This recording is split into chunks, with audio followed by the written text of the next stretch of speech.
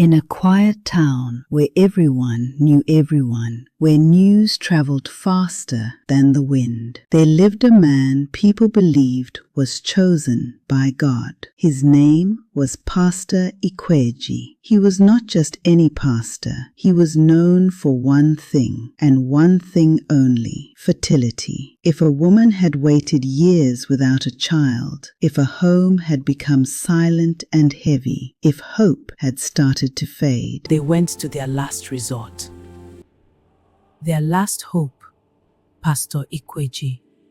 Do not be afraid. Have faith. Your prayers have been heard. At first, it was just one testimony, then 2, then 10. Then it became something no one questioned anymore, except one man did. His name was Thomas. Thomas had lived in that town long enough to understand how things worked. He had seen people come and go, but this felt different. Too fast, too consistent, too perfect. He didn't call it a miracle. He called it strange. And while others celebrated, Thomas watched. Quietly, carefully. He knew the women were not foolish. They were not careless. They were tired. Tired of waiting. Tired of hoping. Tired of answering questions they did not have answers to. These were women who had tried everything, who had gone from hospital to herbalists, who had prayed, cried, and almost given up, until they would visit Pastor Ikweji's church.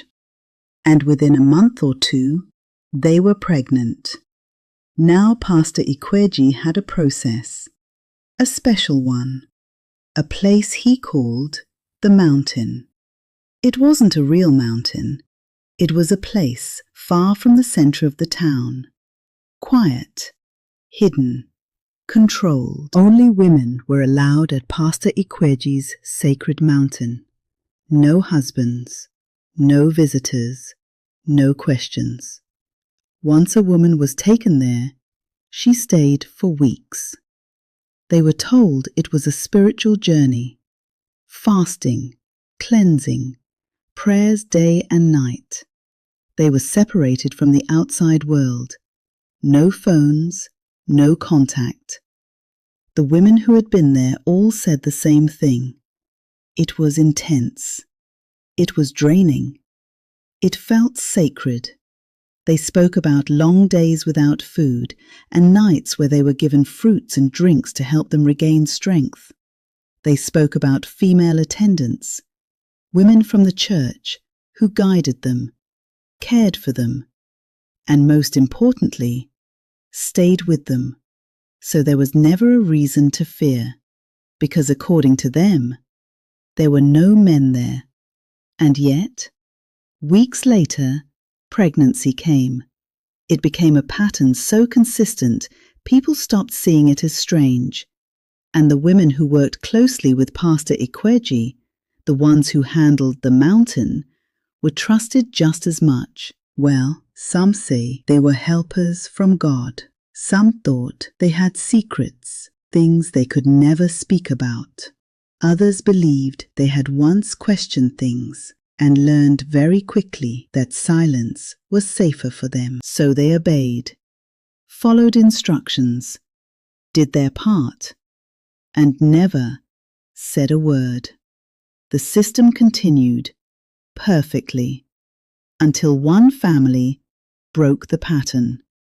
The testimonies from the women who got pregnant at Pastor Ikweji's church began to spread beyond the town, from neighboring villages, from distant communities. People started traveling just to see Pastor Ikweji. Men brought their wives, women brought their friends, and none of them left disappointed. The more results he produced, the more powerful he became. Men began to honor him. They brought gifts, land, money, livestock. Some even built for him. His church grew. His influence spread. His name became something people spoke with respect and a little fear, because in their eyes, he was doing what no one else could do. But something else was happening, something no one noticed, or maybe something no one wanted to notice. not until Uzo got a job abroad. Uzo was a promising young man. He had a steady job outside the town and made sure his family lacked nothing. Uzo was known in the community for reliability, and at home he had a life many people quietly envied. He met his beautiful wife back while they were in secondary school and got married to her as soon as she finished from her polytechnique. Uzo loved his wife with his life, and they were happy for some time until years passed and the children they hoped for never came. They waited quietly, told themselves it would happen. They held on to each other and to hope until they found Pastor Ikweji's church. Or maybe the church found them. Pastor Ikweji's name had already begun to spread. Stories, testimonies. And for Uzo and his wife, it felt like an answer. And eventually, the waiting ended. The first child came, then another, and then a third.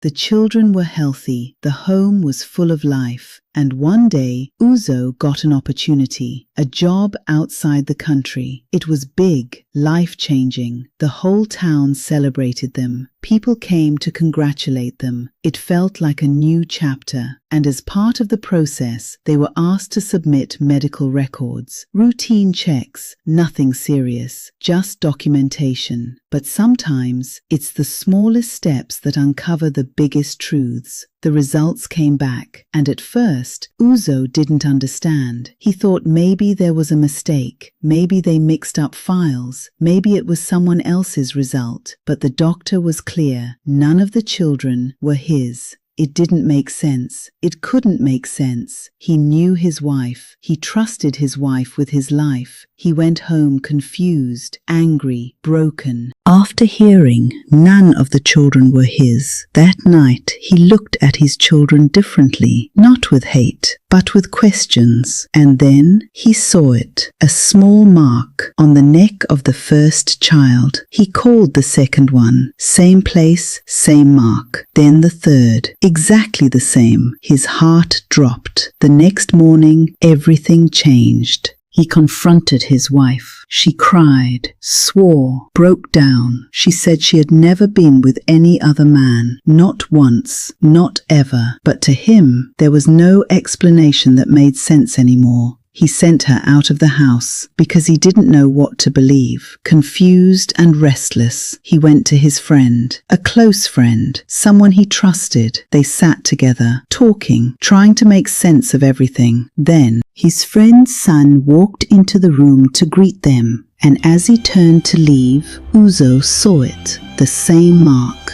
His body went cold. Before he could think, he grabbed his friend, and all hell let loose. Neighbors rushed in, separated them, tried to calm things down, and when they asked what happened, Uzo said something that shocked everyone, including his best friend. He said that his friend had been involved with his wife and that his children were not his. The friend was shocked, confused, angry, and asked Uzo what his proof was. Uzo spoke about the mark on the neck of the child, and that's when everything unraveled. "My child has that mark," said someone in the crowd. "My newborn too," said another person. "My son, same place." The noise grew, voices overlapped, confusion spread. Then the women began to defend themselves. They swore they had been faithful. They stood their ground, cried, argued. The men looked confused. If none of the women had stepped outside their marriages, then where was this coming from? That's when Thomas, who had been watching silently, said it. Didn't they all go to the mountain? The air changed.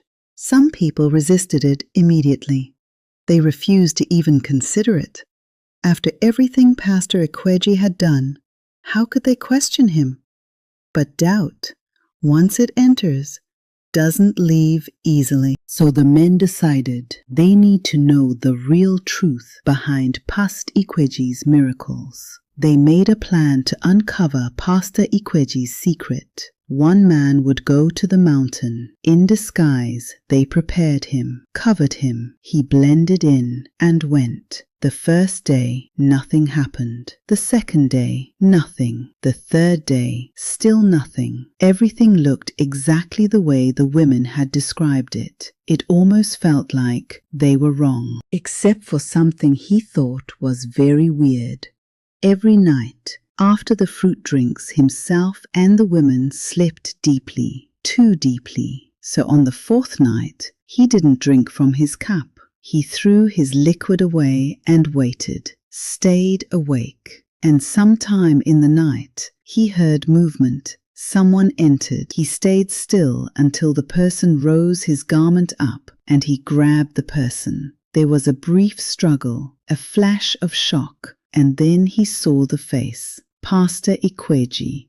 Everything broke loose. The others woke up. The room erupted. They restrained him, tied him down, made sure he couldn't move. While this was happening, the attendants, the ones who served the food, who guided the process, out of fear and not loyalty, took to their heels when the truth broke out. At sunrise, Pastor Ikweji was dragged straight to the village square, and before long, the entire town knew that Pastor Ikweji raped all his female members who went to the mountain.